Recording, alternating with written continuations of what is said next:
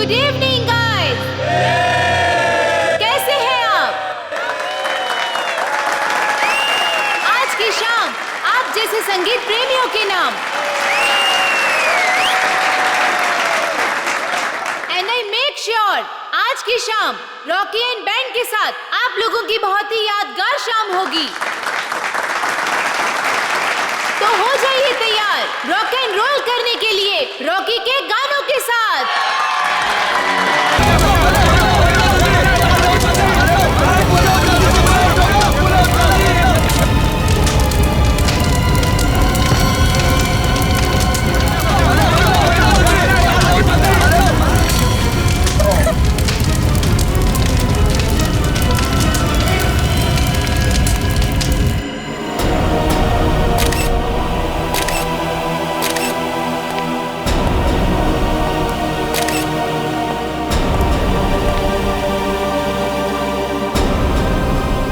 कमर के नीचे का हिस्सा पूरी तरह से जल चुका है सर। शरीर के ऊपर के हिस्से में घाव वगैरह भी नहीं है।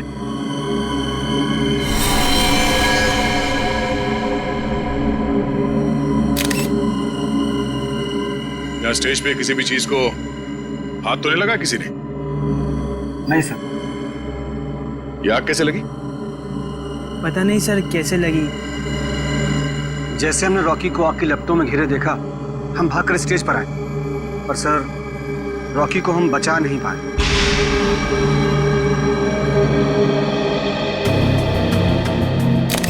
आप लोगों ने किसी को ये आग लगाते हुए देखा? या कोई जलती हुई चीज स्टेज पे फेंकते हुए देखा किसी को? बड़ी अजीब बात है, स्टेज के बीचों बीच अचानक आग कैसे लग सकती है? स्टेज में कुछ है। एक काम करो, स्टेज को अच्छी तरह से चेक करो।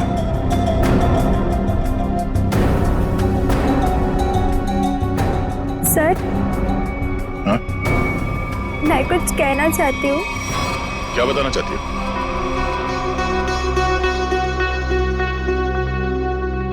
पर यहाँ नहीं, आप आइए मेरे साथ। चलिए।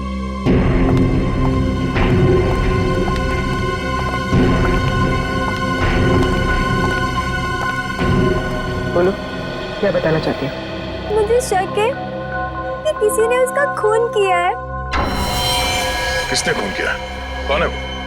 सर वो कौन है ये तो नहीं पता, लेकिन कुछ दिनों से हमारे बैंड को धमकी भरे लेटर्स भेज जा रहे थे। धमकी भरे लेटर्स? हाँ, और वो सारे लेटर्स रॉकी के नाम पर भेजे जा रहे थे, वो भी खून से लिखे हुए। क्या आप हमें वो खून से लिखे हुए लेटर्स दिखा सकती हैं? हाँ सर, मैं अभी लेकर आती हूँ। प्लीज। सर, अगर लेटर्स भेजने वाले ने आग लगाई है तो इसका मतलब है कि शो के दौरान वो ऑडिटोरियम में मौजूद था। हाँ प्रवीण, लेकिन उसने ये आग लगाई कैसे ये पता लगाना जरूरी है। सर, मिला फ्रेडी? सर ये देखिए, नीचे से एक वायर का तार निकला हुआ है। तार निकला हुआ है स्टेज के नीचे से?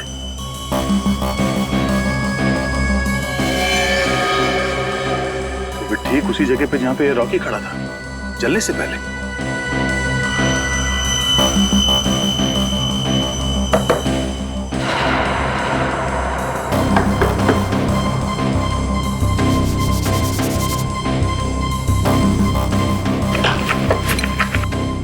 स्कूटर देना।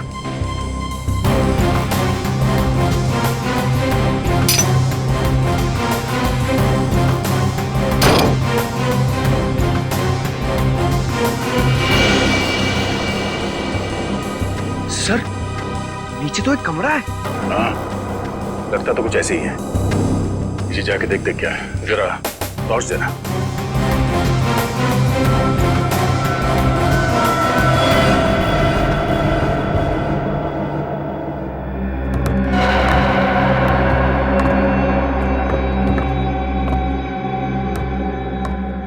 अरे ये कैसा छुपा हुआ कमरा है सर? पूरे कमरे में धूल मिट्टी पड़ी हुई है। ये कलाकारों के लिए अलग से बनाया हुआ कमरा है। यहाँ से स्पेशल एंट्री दिखाते हैं। सर खूनी ने स्पेशल एंट्री के लिए बनाए दरवाजे का बड़ी होशियारी से इस्तेमाल किया है। सर ये देखिए, ये वायर ऊपर से नीचे आ रही है सर। ये वायर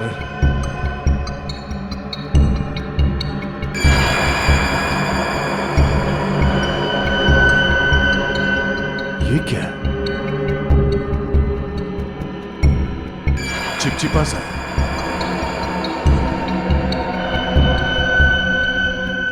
ये तो रबर सोल्यूशन है। सर रबर सोल्यूशन यहाँ पर? हाँ, यहाँ पे क्यों? ओह, अब समझ में आया ये सारा मामला है क्या? क्या सर?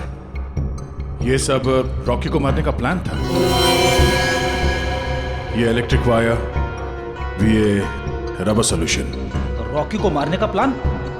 वो किसे? बताता हूँ फ्रेडी। पहले ये देखते हैं कि ये इलेक्ट्रिक वायर जाता कहाँ है।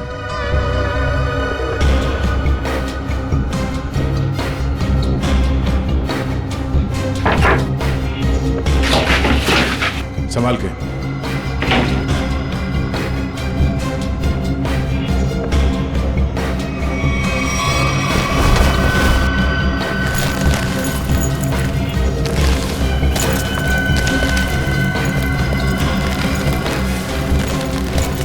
सर ये तो बैक स्टेज एरिया है।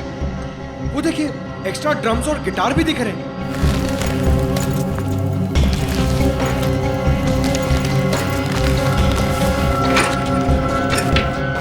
ये देखो, वायर मेन स्विच से कनेक्टेड है। आपको समझ में आया फ्रेडी?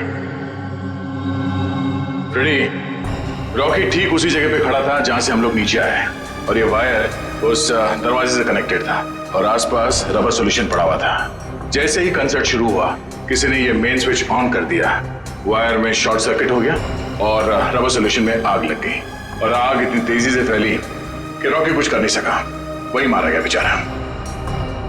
सर अब खूनी का कैसे पता चलेगा?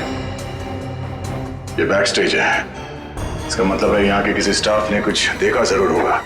एक काम करो, यहाँ पे जितने भी स्टाफ काम करते हैं उन सबको ऊपर इकट्ठा करो, जल्दी।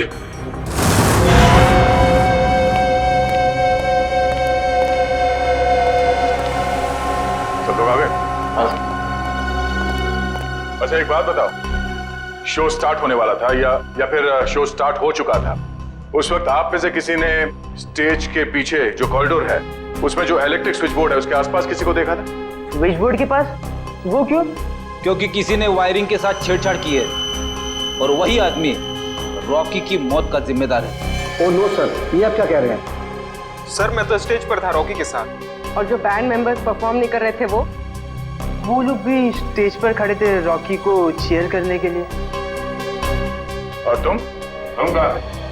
तुमने किसी को देखा स्विच बोर्ड के पास जाते हुए? देखो, घबराओ मत, सोच के बताओ। हाँ, शो शुरू होने से पहले आखिरी बार तुमने कॉरिडोर में किसको देखा था?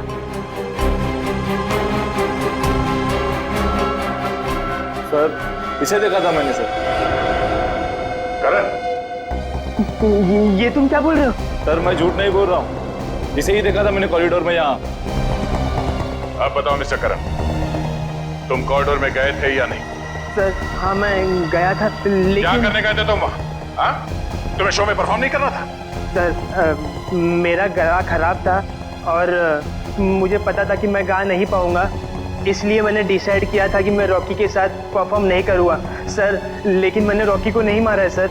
अच्छा सर, कॉरिडोर में और स्टेज के आसपास सीसीटीवी कैमरे लगे हुए। रेडी, तुम और पंकज सीसीटीवी की रिकॉर्डिंग चेक करो, पता चल जाएगा ये आदमी सच बोल रहा है या झूठ। सर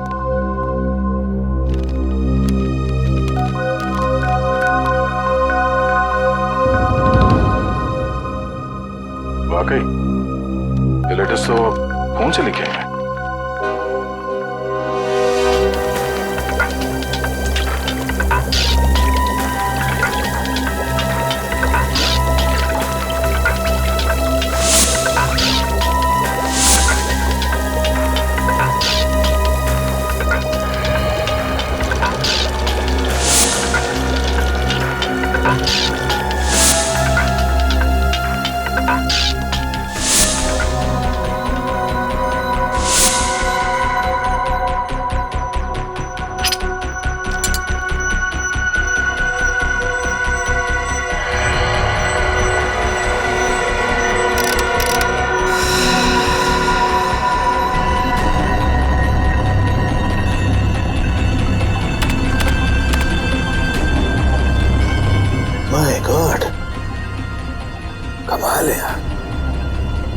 लोग धमकी देने का भी क्या क्या तरीका निकालते हैं।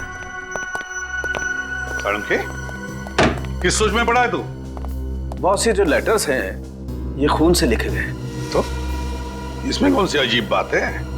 अजीब बात यह है बॉस कि ये जो खून है वो इंसान का नहीं है, जानवर का खून है। जानवर के खून से? हाँ, ये लेटर्स भेड़ के खून से लिखे गए हैं बॉस, भेड़ के खून से। भेड़ के खून से? और क्या पता चला? ये लेटर्स मैंने अच्छी तरह से स्टडी किए हैं। जिस किसी ने भी ये लेटर्स लिखे हैं वो बहुत ज्यादा पढ़ा लिखा इंसान है। सलूनके साहब, ये रॉकी के शरीर पे जले हुए के अलावा किसी और चोट या घाव का निशान? नहीं सचिन, इस रॉकी के शरीर को मैंने अच्छी तरह से चेक किया है और किसी किस्म का कोई निशान नहीं है। इस रॉकी का शरीर आधा जल चुका था और जलने की वजह से इसकी मौत हुई। सर, जिसने भी ये धमकी भरे लेटर्स भेजे हैं, सर वही खूनी है क्या? हाँ निखिल, जिसने भी ये धमकी भरे खत लिखे हैं ना, उसी ने खून किया है। और एक बात है, भेड़ का खून मुंबई जैसे शहर में आसानी से नहीं मिल सकता। वो जरूर किसी जंगल वाले इलाके या फिर फार्म हाउस वाले इलाके से ही मिला है। तो हमारे शहर के आसपास जितने भी फार्म हाउसेस है, वहां जाकर के पता लगाओ, पूछताछ करो और देखो किसने भेड़ का खून किसी को दिया है या फिर बेचा है क्या।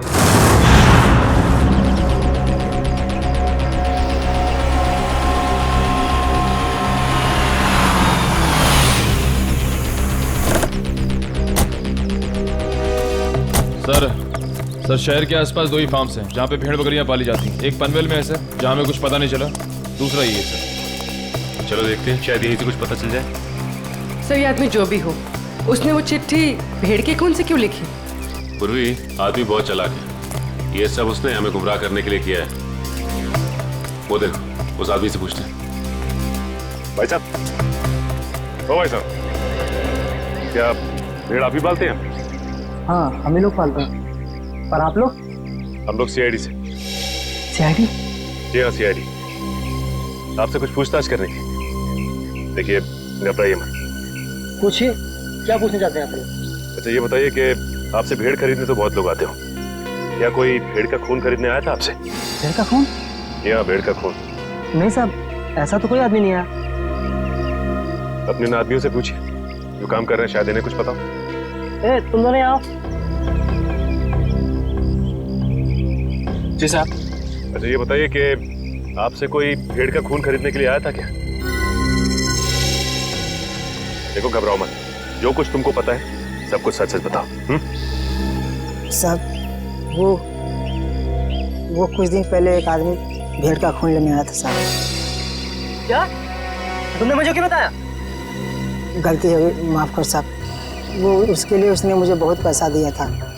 बोला था कि कुछ दवाइयाँ बनाना, इसके लिए उसे भेड़ का खून चाहिए साहब। क्या तुम उसे पहले से जानते थे? नहीं, मैं पहली बार मिला था। उसके बारे में और कुछ याद है तुम्हें? उसका पहनावा या उसकी कोई आदत? हाँ, उसके पास एक महंगा फ़ोन था। वो बार बार फ़ोन को ही देख रहा था साहब। ऐसा फ़ोन मैंने कभी नहीं देखा। ऐसा क्या था उस फोन में? नीले रंग का फ़ोन था, उस पर स्टार बना हुआ था साहब, और उसके पीछे कुछ एल जैसा लिखा हुआ था साहब। 5-6 दिन पहले लोकम नाम की इंटरनेशनल कंपनी ने एक ऐसा फ़ोन लॉन्च किया है। अखबारों में उसकी काफ़ी चर्चा भी हुई थी। फिलहाल शहर में एक ही आउटलेट है इसका जहाँ ये फ़ोन मिलता है, लोखंडवाला में।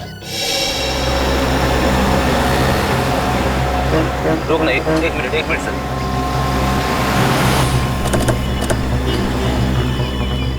सर, ये उस मोबाइल कंपनी की दुकान है जिसके बारे में सचिन सर ने फोन करके बताया था।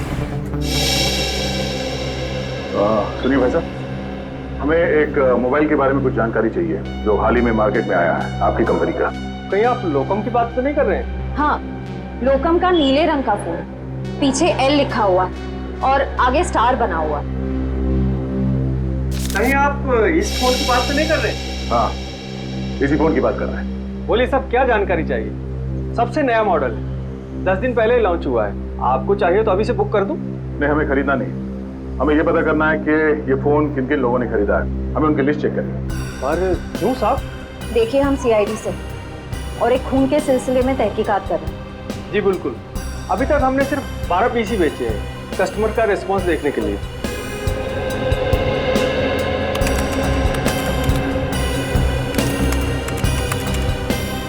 ये देखिए साहब, वो ली 5 रेड कलर के बिके हैं और बाकी के साथ नीले रंग। नीले रंग के फोन जिन लोगों ने खरीदे हैं उनके लिस्ट चेक करनी है। ये रही साहब ली। चेतन?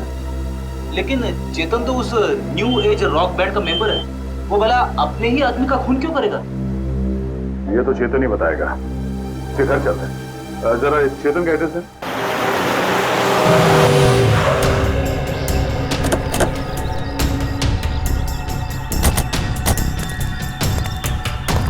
सर, घर तो बंद है।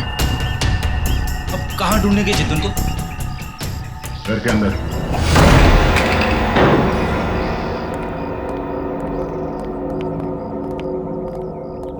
घर के अच्छी तरह से तलाशी लो, देखो कुछ मिलता है क्या।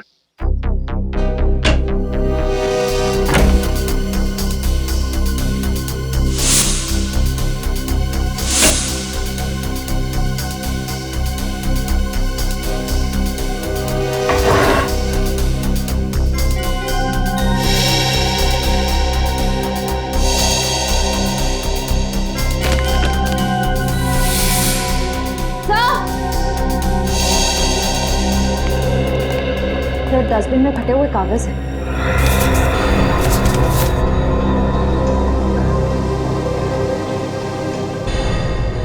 ये तो कोई ड्राइंग जैसा है। लगता है चेतन ने कोई ड्राइंग बनाई होगी और घर से निकलने से पहले इस कागज को फाड़ के चला गया होगा। टुकड़ों को जोड़ के देखते हैं, पता चल जाएगा इस चेतन ने क्या ड्राइंग बनाई थी।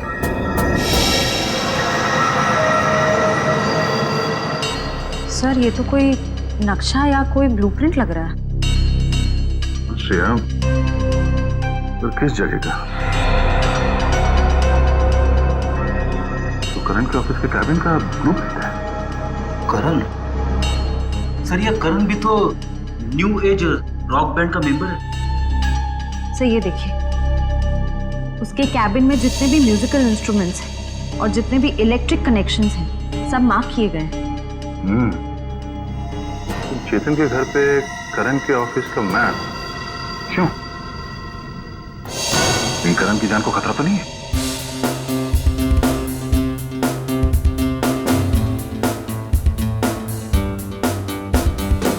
रॉकी सर की बहुत याद आती है। उनकी आवाज में एक अलग ही जादू था। हाँ यार, वो एक अच्छे कलाकार ही नहीं बल्कि एक अच्छे इंसान भी थे। सीआईडी यहाँ हमारे ऑफिस? करण कहाँ है? बात क्या है सर? हमें कुछ जरूरी बात करनी है उससे। सर, वो तो बाहर गए हुए। कहाँ गए? सर पता नहीं सर। अजीब बात है सर, स्टाफ को बिना बताए करण कहीं चला गया। करण का कैबिन कहाँ है? वो रहा सर। ठीक है, चलो। सर रुक जाइए सर। सर, करण सर के कैबिन में जाना मना है सर। चुप, चुपचाप मुंह बंद करके यहाँ पे खड़ा रहे। सीआईडी के काम में दखल देने का अंजाम जानते हो तुम? मगर सर, करण सर ने कहा अंदर केबिन में खतरा है, इसलिए सर किसी को वहां मत जाने देना। खतरा है? हाँ सर। फिर तो जरूर जाना पड़ेगा।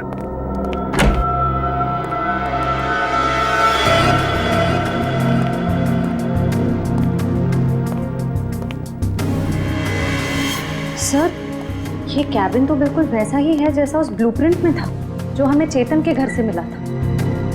हाँ श्रेया, सारे म्यूजिकल इंस्ट्रूमेंट्स वैसे ही रखे गए जैसे उस नक्शे में मार्क किए गए थे। लेकिन क्यों? तो देखो कुछ मिलता है क्या?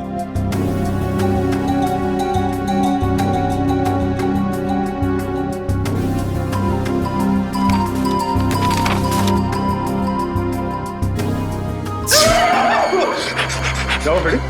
सर, गिटार में करंट है। गिटार में करंट है? अरे नहीं सर, सर रॉकी के खून में करण का हाथ है, इसीलिए उसने जानबूझ के ये वाला सेटअप अपनी कैबिन में बनाया ताकि वो शो में होने वाले खून की प्रैक्टिस कर सके। सर ये स्केच देखिए, इसमें म्यूजिकल इंस्ट्रूमेंट्स और इलेक्ट्रिक कनेक्शंस बिल्कुल वैसे ही हैं जैसे उस शो में थे। स्टेज और बैक स्टेज में भी सब ऐसे ही फिट किया गया था। ये सारा मामला समझ में आ रहा है। करण और चेतन इन दोनों ने मिलकर रॉकी का खून किया है। मगर सर, करण सर ऐसा क्यों करेंगे सर? वो तो पता चल ही जाएगा। पहले ये बताओ, इस कैबिन में करण के साथ कोई और भी आया था? नहीं सर, वो तो हर वक्त काम में बिजी रहते थे, दिन रात अगले शो की तैयारी में ही लगे रहते थे। सर उन्हें तो किसी से मिलने की फुर्सत तक भी नहीं थी। पर सर, उसने कहा था कि उसका गला खराब था, इसलिए उसने रॉकी के साथ उस शो में परफॉर्म नहीं किया। वो सब एक झूठ था। उसने हमारे सामने नाटक किया। उसने रॉकी का खून किया और रॉकी को रास्ते से हटा दिया, और अब अपना अलग से शो प्लान कर रहा है। करण का अगला शो कहाँ है? सर पूना में। पुणे में?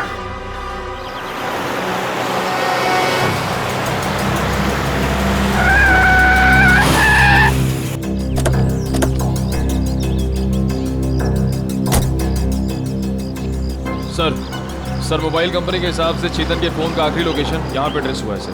सर इसी सुनसान जगह पर चेतन ही आया क्यों होगा? यहाँ आसपास तो कुछ भी नहीं। कुछ तो जरूर है। हो सकता है चेतन यहाँ पे किसी से मिलने आया हो और उसके बाद यहाँ पे आके कहीं छिप गया। पर सर अब हम चेतन को ढूंढेंगे कैसे? वो देखो सामने छोटी सी दुकान दिख रही है, वहाँ चल के पूछते हैं।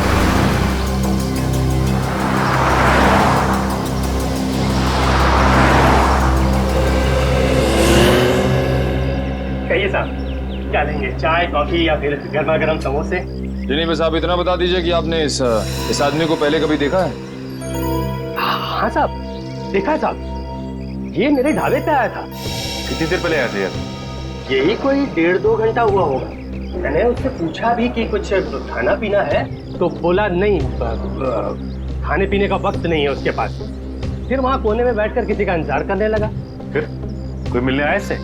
हाँ साहब, एक गाड़ी आई थी और गाड़ी को देखते ही उसकी ओर भागा। अब फिर दोनों साहब, गाड़ी में कोई बैठा हुआ था, दोनों में कुछ खुसुर फुसुर हुई और फिर गाड़ी वाले ने अटैची इसको दी और चला गया। गाड़ी वाले को देखा? नहीं मैडम, असल में हुआ क्या कि ये आदमी ठीक गाड़ी वाले के सामने आकर खड़ा हो गया, तो मैं गाड़ी वाले की शक्ल नहीं देख पाया। अच्छा, गाड़ी का नंबर या फिर कौन से रंग की गाड़ी थी, कुछ याद है तुम्हें? नंबर तो नहीं देखा, लेकिन हाँ गाड़ी सफेद रंग की थी। ये दोनों साथ में क्या थे? नहीं साहब, गाड़ी वाला तो अलग निकला था, और ये जो लड़का था, ये 5 मिनट बाद एक बस आई, उस पर बैठ के निकला। हरे रंग की एक पैसेंजर मिनी बस थी, ये हेटी ट्रेवल्स की। तो बता सकते हो कि ये बस कहाँ गई होगी? साहब, हेटी ट्रेवल्स की अधिकतर बसें यहाँ से पूना की ओर जाती हैं। वो बस यहाँ से कितनी देर पहले निकली? करीब आधा घंटा हुआ होगा। ठीक है, thanks. Hello everyone.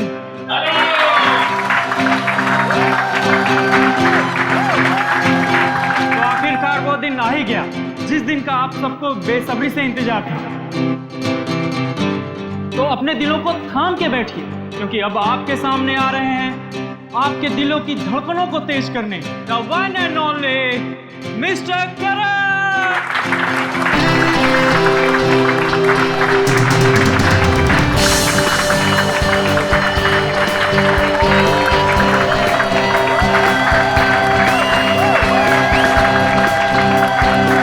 Hello guys, क्या आप सब तैयार हैं मेरे इस शो को रंगीन बनाने के लिए? क्या आप सब मेरे साथ झूमेंगे? मेरे साथ गाएंगे भी? नहीं।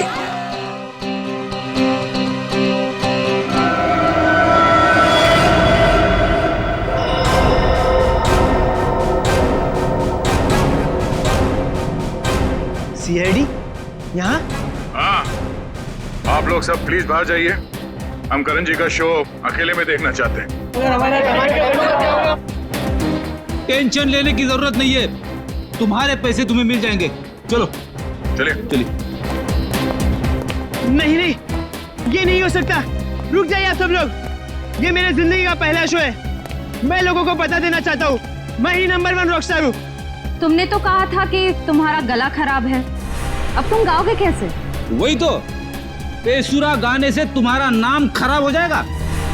देखिए, वो तो मैंने कुछ नहीं किया। तुमने हमसे झूठ बोला कि तुम्हारी तबीयत ठीक नहीं है, इसीलिए तुम रॉकी के साथ स्टेज पर नहीं थे। पर सच तो ये है कि रॉकी को तुमने मार डाला और अब खुद रॉकस्टार बनने चले हो?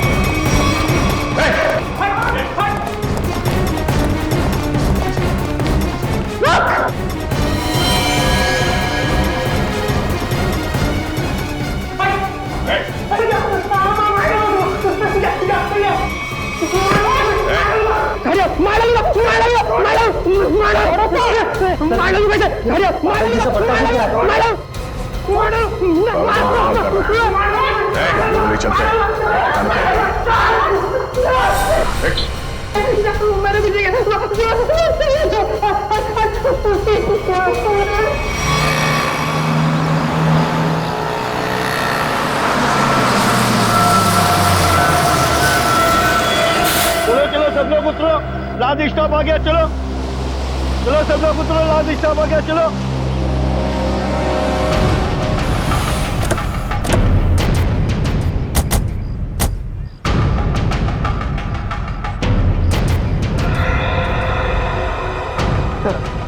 हो रहा है चेतन, बस से उतर है।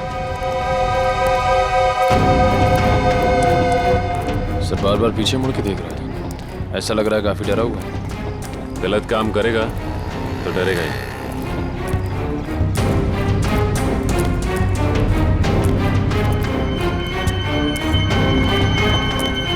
ठीक है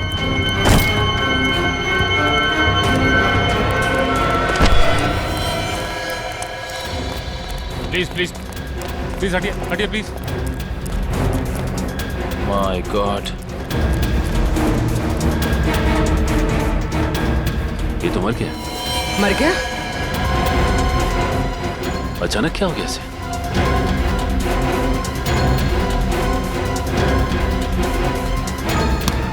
सर शरीर पे किसी भी घाव के निशान नहीं। फिर इसकी मौत हुई कैसे?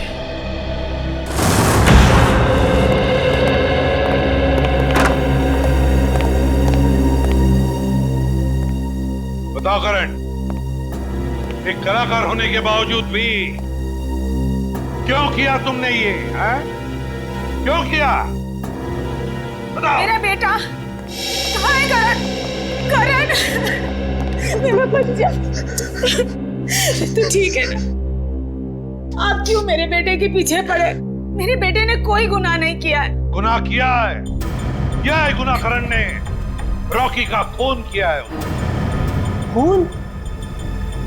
नहीं नहीं एसीपी साहब, लगता है आपसे कोई भूल हो गई है। देखिए मेरा बेटा किसी का खून नहीं कर सकता।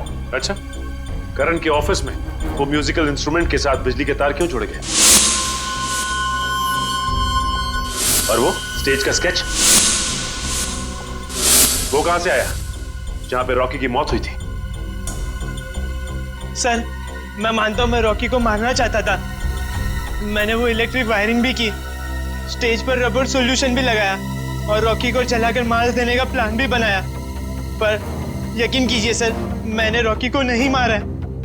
मैंने तो लास्ट समय अपना प्लान बदल दिया था सर। झूठ झूठ बोल रहे हो तुम नहीं मारा है रॉकी को, और तुमने चेतन को अपने प्लान में शामिल कर लिया ताकि सारा इल्जाम उस पर जाए। कौन चेतन? वही चेतन जो तुम्हारे रॉक बैंड का मेंबर था, समझा? सर चेतन से मेरा कुछ लेना देना नहीं है सर। अच्छा, रॉकी का खून तुमने नहीं किया है, चेतन के साथ तुम्हारा कोई संबंध नहीं है। सब पता लगा लेंगे करण, सब पता लगा लेंगे। सचिन, पता नहीं क्यों लेकिन ऐसे लगता है कि इस करण की बातों में कोई सच्चाई है। सर अगर ये चेतन करण से मिला हुआ नहीं है तो चेतन के घर में करण के ऑफिस का ब्लूप्रिंट कैसे आया? और फिर इलेक्ट्रिक वायरिंग पे जगह जगह मार्किंग की गई थी। लगता है ये चेतन करण की कॉपी कर रहा था ताकि रॉकी के खून का इल्जाम इस करण पर आ जाए। पर सर चेतन को किसने मारा हुआ? कोई और है सचिन, कोई तीसरा, जिसने चेतन के हाथों रॉकी को मरवा दिया और फिर अपना काम होते ही चेतन को भी ऊपर भेज दिया, पर है कौन ये तीसरा?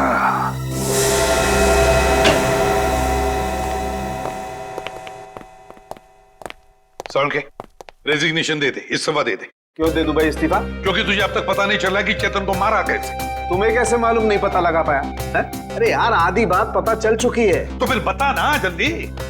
देखो इसकी मौत जहर देने की वजह से हुई। क्या जहर दे के? हाँ जहर दे। अब जहर कैसे दिया गया है इस बात का पता लगना बाकी है। अभी पता लगता नहीं यार, 1 मिनट रुको ना यार तुम।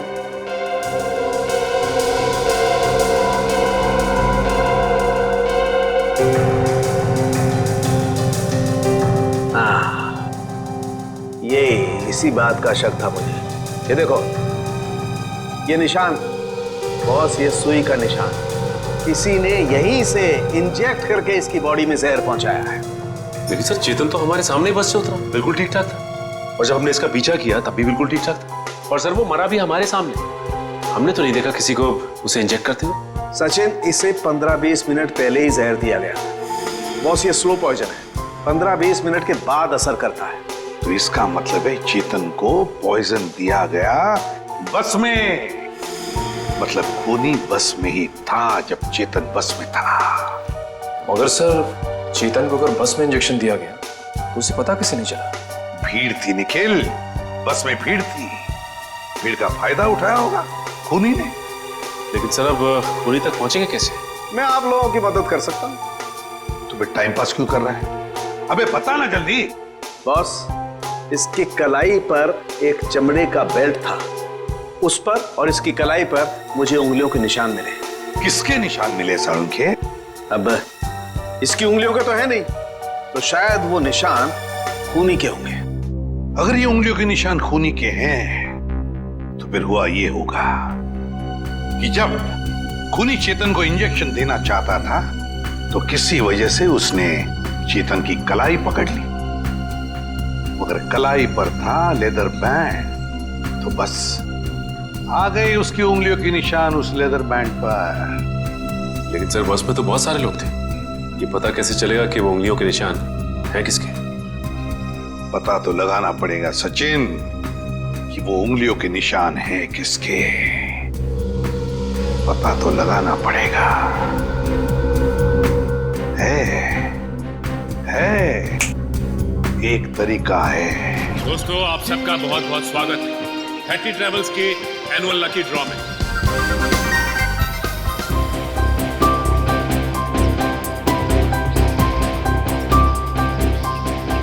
मैडम। जी सर जी।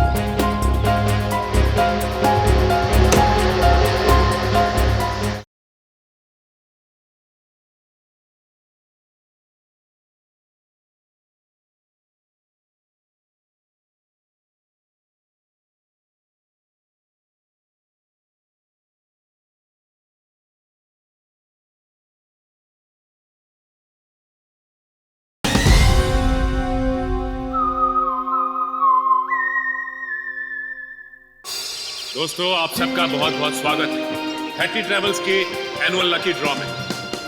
12 दिसंबर को हमारी कंपनी की सालगिरह थी और 12 दिसंबर को जो लोग हमारी कंपनी की बस में ट्रैवल कर रहे थे उन सबको मिलेगा एक तोहफा।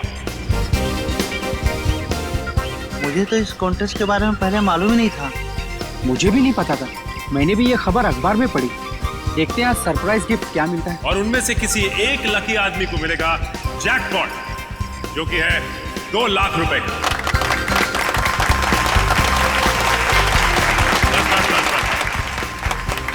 लेकिन उससे पहले आपको एक छोटा सा काम करना होगा और वो है ये फॉर्म, साधारण सा फॉर्म, वो आपको भरना होगा। तो फिर देर किस बात की है, आइए एक एक करके फॉर्म भरिए और अपने अंगूठे का निशान छोड़कर जाइए इसमें। ले लीजिए।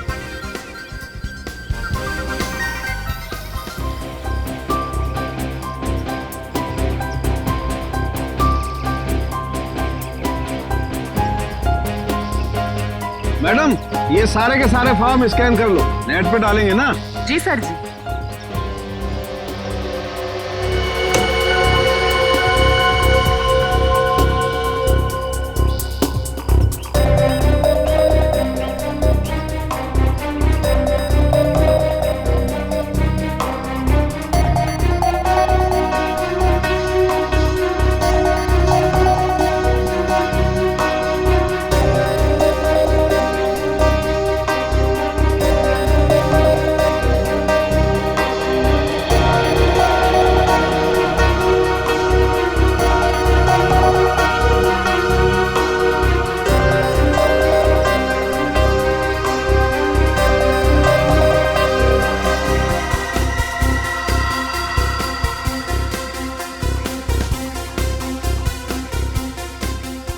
सर जी, ये लीजिए, ये मिल गया आपका लकी विनर का नाम। आइए, ये देखिए।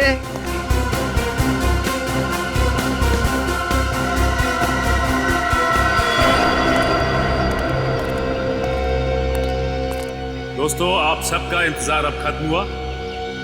अब हम घोषित करने जा रहे हैं विनर का नाम, जो कि है मिस्टर जगन।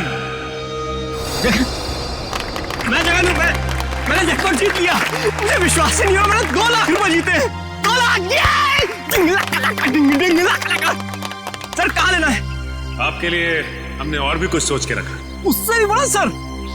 उससे भी बड़ा क्या सर? जेल का। जेल? जगन बाबू, सारी जिंदगी जेल में रहने का इनाम। ये कैसा मजाक है? मैं जेल क्यों जाऊंगा? मैंने ऐसा क्या किया है सर? चेतन का खून किया है, जहरीली सुई चुभो का। चेतन? मैं खून?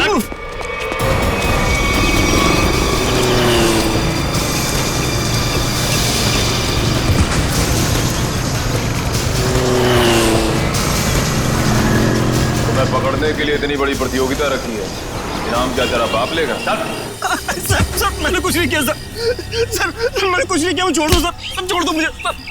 अब बोल, चेतन का खून क्यों किया तूने? सर, मुझे पैसे मिलने थे उसके सर। कौन देने वाला था पैसे तुझे? आज रात को मिलेगा वो आदमी मुझसे सर।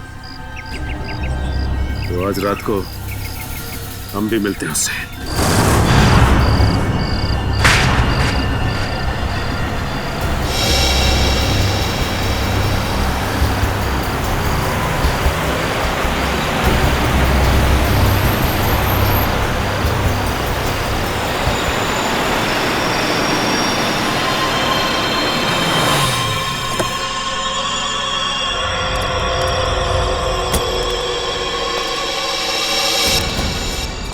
सेठ, वक्त के बहुत पाबंद हो तुम, मुझसे पहले यहाँ पहुँच गए। सेठ, मुझे मेरे पैसे दो सेठ। यहाँ अगर किसी ने देख लिया तो बवाल खड़ा हो जाएगा सेठ। मुझे फौरन निकलना है यहाँ से। आखिर तुमने मेरा काम किया है, इनाम तो तुम्हें मिलना ही चाहिए। हाँ सेठ।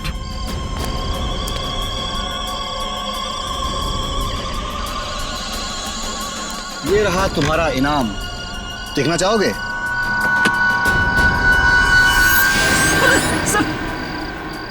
बंदूक? हाँ, बंदूक। क्या मजाक है सेठ? ये मजाक नहीं और ना ही ये कोई खिलौना है, ये असली बंदूक है और चलती भी है। और इसीलिए तो अगली गोली तेरे सीने के पार होगी। सेठ, मुझे क्यों मारना चाहते हैं?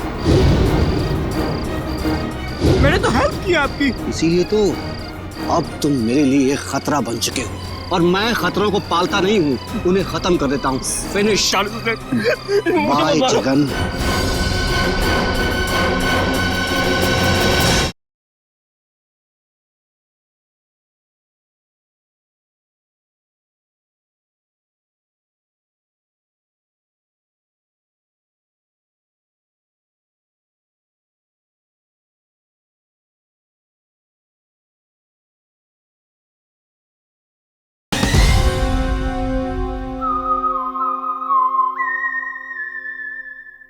अब तुम मेरे लिए खतरा बन चुके हो और मैं खतरों को पालता नहीं हूँ, उन्हें खत्म कर देता हूँ।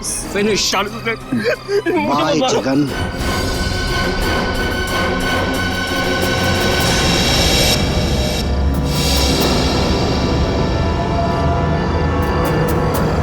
परिमल जी,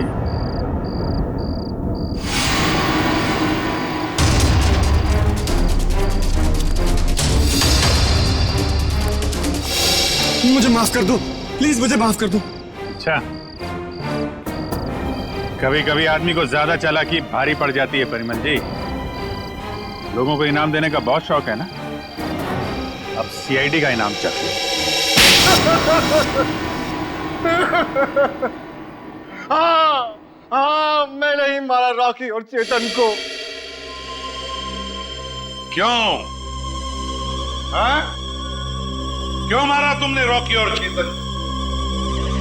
तुम तो रॉक बैंड के गुरु थे ना? गुरु? क्यों? क्योंकि उनकी वजह से मैंने अपना बेटा खोया था। उसकी मौत का बदला लिया है मैंने। मौत का बदला? मतलब? क्योंकि उनकी वजह से मेरे बेटे ने आत्महत्या की थी। वो कैसे? मेरा बेटा बहुत अच्छा गाता था, उसकी आवाज में जादू था। बहुत जल्दी वो बहुत पॉपुलर होने वाला था। बस ये रॉकी और करण जलते थे उससे। इन दोनों ने मिलकर मेरे बेटे का करियर बर्बाद करने का प्लान बनाया। इन्होंने उसे कोई ऐसी ड्रग्स खिला दी जिससे वो बीमार पड़ गया। उसका गला खराब हो गया। धीरे धीरे करके उसने गाना ही छोड़ दिया और डिप्रेशन में चला गया। फिर एक दिन इन सब हालात से तंग आकर उसने आत्महत्या कर ली। आप इतने यकीन के साथ कैसे कह सकते हैं कि ये सब कुछ रॉकी और करण ने किया?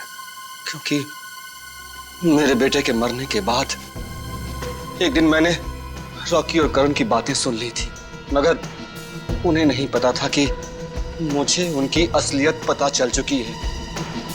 और इसलिए तुमने रॉकी को मार डाला? हाँ, मगर रॉकी को मारने का प्लान करण का था और ये बात मुझे पता चल गई थी। मैं हमेशा करण पर नजर रखे हुए था। और चेतन को क्यों मार डाला? क्योंकि रॉकी को मारने का सारा काम मैंने चेतन से ही करवाया था। वो इलेक्ट्रिक करंट का तार भी उसी ने लगाया था। चेतन मेरे बारे में सब कुछ जानता था। मुझे डर था कि कहीं वो मेरे बारे में आप लोगों के सामने मुंह न खोल बैठे, इसलिए मैंने उसे भी मार डाला। तुम्हारे बेटे के साथ जो कुछ भी हुआ बहुत गलत हुआ, लेकिन इसका मतलब ये नहीं कि बदले की आग में तुम दो लोगों की जानें लो।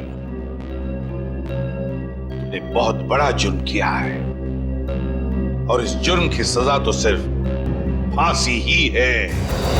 फांसी।